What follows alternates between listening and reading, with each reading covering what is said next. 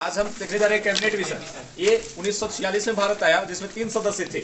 Labour party के नेता जो उस समय के ब्रिटेन के प्रधानमंत्री थे क्लीमेंट इटली, उन्होंने 3 लोगों को भारत भेजा कैबिनेट मिशन, जिसका नाम है उन 3 लोगों जो एक प्रस्ताव लेके आए भारतीयों के संदर्भ में, भारतीय लोगों के लिए। वो मार्च 1946 में है, यानी कैबिनेट मिशन मार्च 1946 में भारत आया। कब आया? मार्च 1946। उसमें 3 लोग कौन कौन थे जो भारत आए ब्रिटेन से? सर स्टेफोर्ड क्रिप्स, जो क्रिप्स पहले भी क्रिप्स मिशन लेकर आ चुके थे, वही क्रिप्स है ना। दूसरा है एवी अलेक्जेंडर और तीसरा पैथिक। ये तीनों भारत आए और क्या घोषणा की, यानी कैबिनेट मिशन जो आया यहाँ वो क्या घोषणा लेकर आया? तो पहला घोषणा ये है कि भारत स्वतंत्र राज्य होगा, जिसमें ब्रिटिश भारत के प्रांत और देशी राज्य भी शामिल होंगे।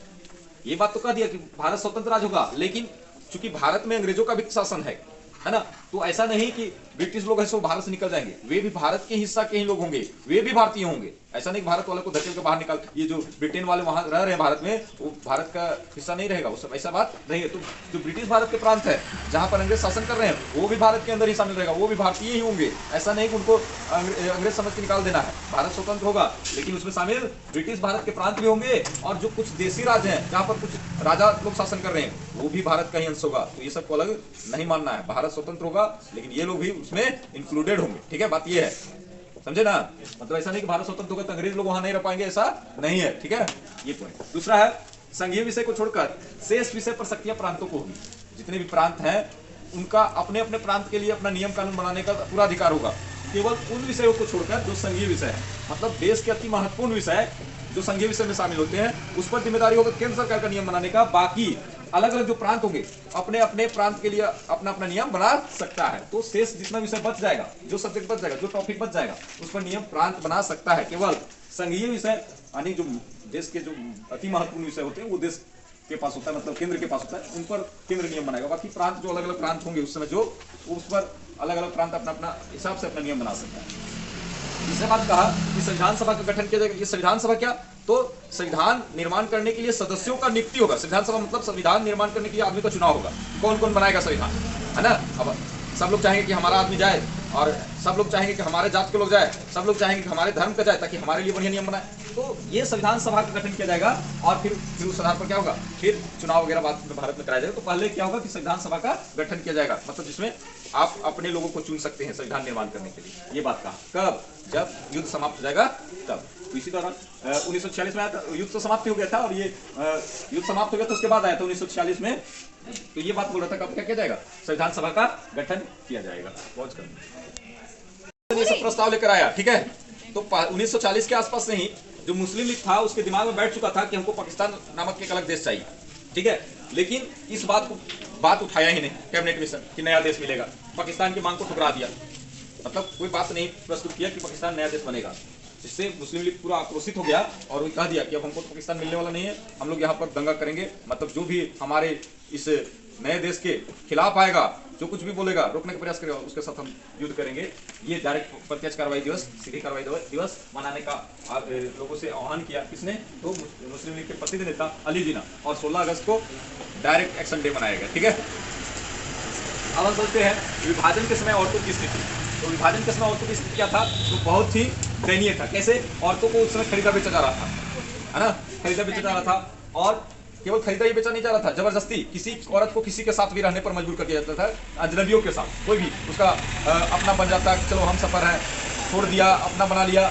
ये सब बहुत आम बात हो गया था। जीवन बसर करने के लिए मजबूर किया गया अजनबियों के साथ। आपका किसी के साथ कोई जान पहचान नहीं, लेकिन किसी के साथ भी रहना पड़ेगा, ऐसा स्थिति था। दुष्कर्म जैसे वारदात बहुत ज्यादा व्यापक स्तर पर हुई।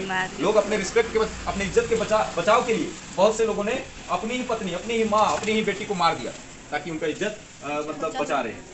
और व्यापक उस समय लूटपाट भी हुआ। औरतों को अपने बारे में कोई निर्णय लेने का अधिकार नहीं था। उसकी औरतों के प्रति किसी भी लोगों का, ना हिंदुओं का, ना मुस्लिमों का, मतलब बहुत व्यापक स्तर पर कोई संवेदना जैसी चीज नहीं थी। और महिलाओं को कोई अपने विषय में अधिकार लेने का अधिकार, अपने निर्णय लेने का कोई अधिकार ही नहीं बचा था, एक रूप से कह सकते हैं। एक तुआ खालसा पाकिस्तान में जगह है, वहाँ की 90 सिख महिलाओं ने अपनी इज्जत की रक्षा के लिए कुएं में कूदकर, उस दौरान विभाजन के दौरान कुएं में कूदकर जान दे दी। ये बहुत ही मतलब व्यापक घटना घटा उस समय।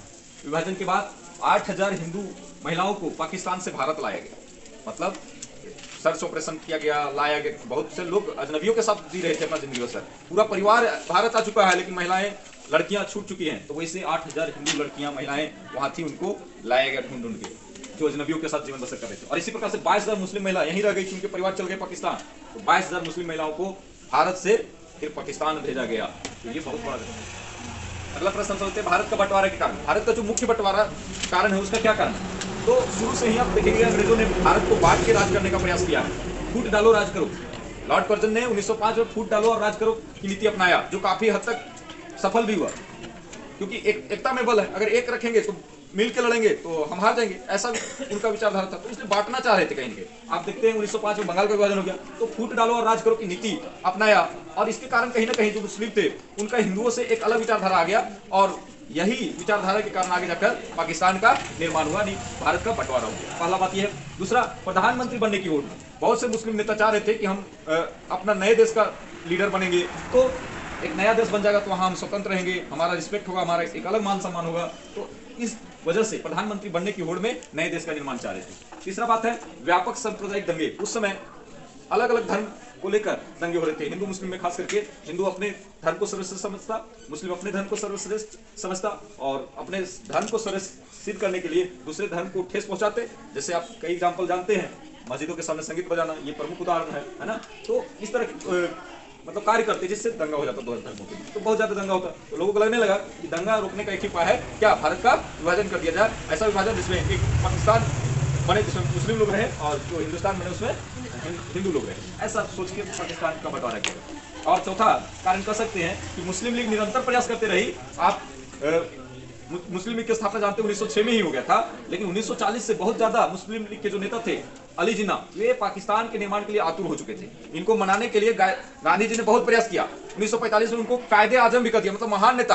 आप मान जाइए, आप महान नेता हैं, अब पाकिस्तान की जीत पर क्यों अड़े हैं, लेकिन फिर भी वो नहीं माने। मोहम्मद अली जिन्ना और पाकिस्तान मतलब निर्माण करवा के नहीं माने। तो मुस्लिम लीग के निरंतर प्रयास के कारण भी पाकिस्तान का निर्माण हुआ, भारत का बंटवारा हो गया दोबारा। अब समझते हैं अगस्त प्रस्ताव क्या था। ये 8 अगस्त 1940 को जो भारत के वायसराय थे लिन लिथगो, इन्होंने एक प्रस्ताव रखा भारतीयों के समझ। क्या प्रस्ताव रखा कि द्वितीय विश्व में आप भारतीय लोग ब्रिटेन का साथ थे द्वितीय विश्व में, और युद्ध के बाद भारत को स्वतंत्र राज्य घोषित कर दिया जाएगा। युद्ध के बाद संविधान सभा का भी गठन किया जाएगा, जो आप देखे थे कहीं ना कहीं क्रिप्स मिशन में पिछले क्लास में, वही सब बात है। संविधान सभा का गठन किया जाएगा। युद्ध में एक सलाहकारी परिषद होगा, जो सलाह देने वाला। वायसराय के कार्यकारिणी में भारतीय सदस्यों की संख्या में वृद्धि कर जाएगी। वायसराय जो अंग्रेजों का सर्वोच्च यहाँ पर सेना संभालने मतलब प्रशासन का जिम्मेदारी होता था, उसमें भारतीय लोग भी साथ देते थे। तो उसमें भारतीयों की संख्या क्या कर दी जाएगी, बढ़ा दी जाएगी। वायसराय की कार्यकारिणी में भारतीय लोगों की संख्या बढ़ा दी जाएगी, ये सब बात बता रहे थे। परंतु भारतीयों ने और महात्मा गांधी ने इस प्रस्ताव को अस्वीकार कर दिया कि नहीं, हम द्वितीय विश्व में अंग्रेजों का साथ नहीं देंगे। लेकिन फिर भी उन लोग झूठा मूठा भ्रम फैला रहा था अंग्रेज लोग कि भारतीय लोग साथ दे रहा है, गांधी जी द्वितीय विश्व में साथ दे रहे हैं।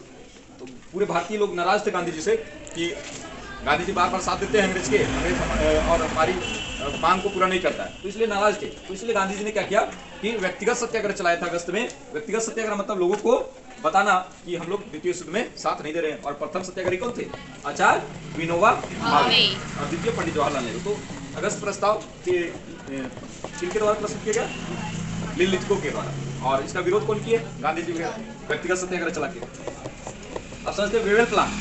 वेवेल भी एक वायसराय थे, जैसे और वायसराय हैं, लिन लिथगो जितना भी आप नाम सुने वायसराय का। लेकिन ये भारतीयों की समस्या को मतलब बहुत करीबी, भारतीयों की समस्या को के प्रति उदार थे, मतलब अच्छा दृष्टिकोण था। ये भारतीयों की समस्या को समझते थे। इन्होंने एक विचार दिया 1945 में, जिसको बोलते हैं वेवेल प्लान।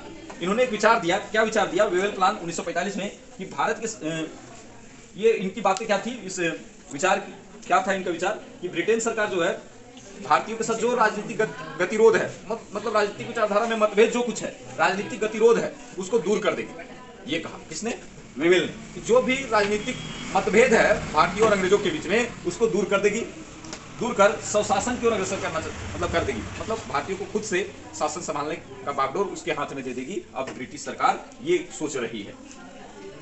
दूसरा, कार्यकारिणी में अब साधारण लोग, पहले क्या था कि कार्यकारिणी जो वायसराय होते थे, जैसे वायसराय वेवेल है, वायसराय लिथगो, इनके जो टीम होता था, जो इसका मतलब कह सकते हैं मंत्री परिषद होता था, उसमें भारतीय लोग भी होते थे। तो भारतीय लोग केवल ये नेता लोग ही होते थे उसमें। भारत की कार्यकारिणी में अब क्या किया जाएगा कि साधारण लोग को भी शामिल किया जाएगा। पहले नेता लोग को ही शामिल किया जाता था, मतलब जो राजनीतिक नेता होता था कार्यकारिणी में उसी लोग को शामिल किया जाता था, लेकिन अब साधारण लोग को भी शामिल किया जाएगा वायसराय के कार्यकारिणी, मतलब वायसराय के साथ काम करने में साधारण भारतीय लोग को भी शामिल कर दिया जाएगा। और भारत सरकार अधिनियम 1935 के तहत कुछ विशेष शक्तियां देती थी गवर्नर जनरल को, यानी वायसराय को कुछ विशेष शक्तियां देती थी, मतलब पावर था। जैसे राष्ट्रपति को विशेष शक्ति है ना क्षमादान का, है कि नहीं, मैंने आपको फांसी का सजा हो जाए तो लास्ट चांस है कुछ क्षमा कर सकते हैं राष्ट्रपति, तो विशेष शक्ति राष्ट्रपति के पास। उसी प्रकार से हर एक 10-20 साल पर ब्रिटेन नियम बना के भेजती थी, तो 1935 में एक नियम बना के भेजी थी जिसमें यह प्रावधान था कि कुछ शक्ति विशेष शक्ति होगा गवर्नर जनरल के पास, यानी वायसराय के पास। उसको ये जो विशेष शक्ति थी उस विशेष शक्ति का ये मना कर दिया कि नहीं, अब जो विशेष शक्ति है उसका प्रयोग नहीं करेगा, गवर्नर जनरल विशेष शक्ति का प्रयोग नहीं करेगा। सोचो, ये खुद ही गवर्नर जनरल है और खुद कह रहा है कि विशेष शक्ति का प्रयोग नहीं करेगा, तो बहुत बढ़िया बात है। अब विदेशी विभाग, पहले विदेशी विभाग जो था वो अंग्रेज के हाथ में था, लेकिन अब विदेशी विभाग भारतीयों के हाथ में होगा, तो बढ़िया सोच रखा है तब ना। जैसे कह दे कि अब आपके घर का जिम्मेदारी आपके ऊपर है तो अच्छा बात है, लेकिन अगर ये बोल दिया जाए कि आपके घर का जिम्मेदारी, आपके घर का नियम पड़ोस वाला बनाएगा, तो आपको पचेगा ये बात? आपके घर के लिए नियम बगल वाला बनाएगा तो ये पचेगा नहीं। अब तो यहाँ पर यही बात कर रहा है कि अब विदेशी विभाग है सो किसके हाथ में हो जाएगा? भारतीयों के हाथ में। पहले किसके हाथ में था? अंग्रेजों के हाथ में था। मतलब भारत विदेश के साथ व्यापार करना है कि नहीं करना है, किसके साथ दोस्ती करना है, किसके साथ दुश्मनी, ये अंग्रेज डिसाइड करते थे, लेकिन अब खुद से डिसाइड कर सकते हैं। और भारतीय लोग स्वयं अपने संविधान सभा का निर्माण करेंगे, मतलब अपने लोगों का चुनाव करेंगे जो आपका नियम बनाएगा, ठीक है, संविधान बनाएगा। 1947 में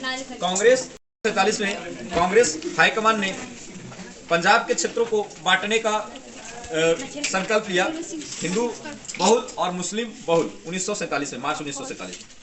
बांग्लादेश की स्थापना 16 दिसंबर 1971 को हुआ। ये पहले पाकिस्तान का हिस्सा हुआ करता था, लेकिन जब पाकिस्तानियों ने बांग्लादेश के साथ, क्योंकि दो जगह था पाकिस्तान, अत्याचार किया, तो भारत के सहयोग से नए देश का निर्माण किया गया बांग्लादेश का। कब? 16 दिसंबर 1971, यानी भारत 1947 में ही बन गया, लेकिन बांग्लादेश कब?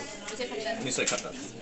अगला, गांधी जी जिस भाषा को राष्ट्रीय भाषा बनाना चाहते थे वो हिंदुस्तानी भाषा था। हिंदुस्तानी भाषा का निर्माण कैसे हुआ? तो हिंदू की भाषा हिंदी और मुस्लिम की भाषा उर्दू, दोनों के मिश्रण से हिंदुस्तानी भाषा का निर्माण हुआ।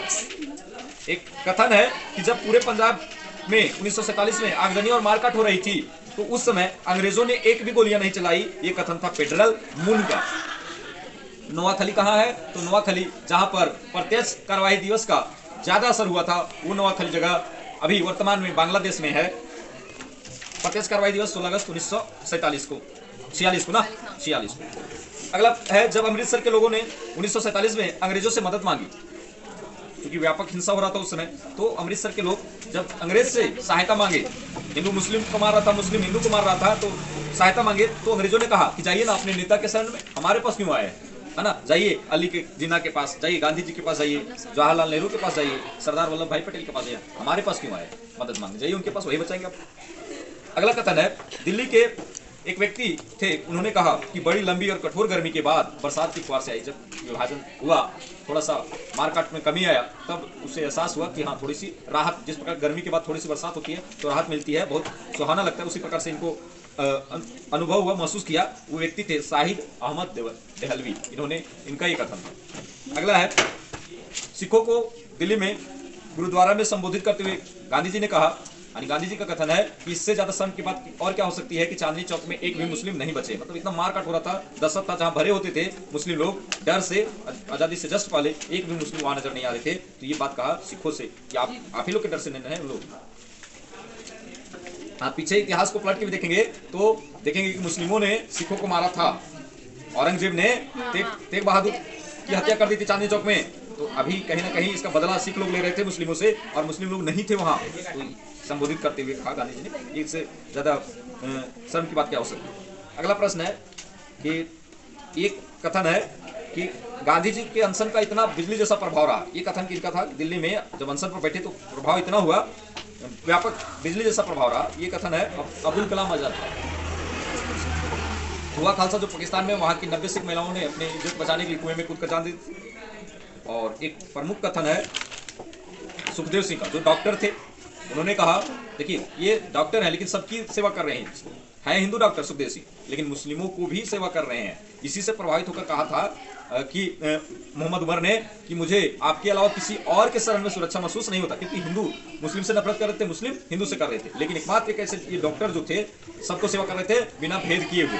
तो इसलिए मोहम्मद उमर ने कहा मुझे आपके अलावा किसी और के शरण में मुझे सुरक्षा प्रदान नहीं होता। और इनकी एक रचना है सुखदेव सिंह की, मोहब्बत नफरत से ज्यादा ताकतवर होती है, love is stronger than hate, यानी घृणा से ज्यादा, ऐसे एक्चुअल में देखेंगे घृणा से ज्यादा मोहब्बत में ताकत होती है। आप किससे घृणा कीजिए, ईर्ष्या कीजिए, आप जीत नहीं सकेंगे, लेकिन प्रेम से जीता जा सकता है किसी भी चीज को। एक और कथन था the other side of silence, ये उर्वशी बुटालिया का है, याद रखेंगे इन कथनों को, पूछा जा सकता है, कथन याद रखिए, ऐसे बड़े बड़े हैं उतने चांसेस नहीं।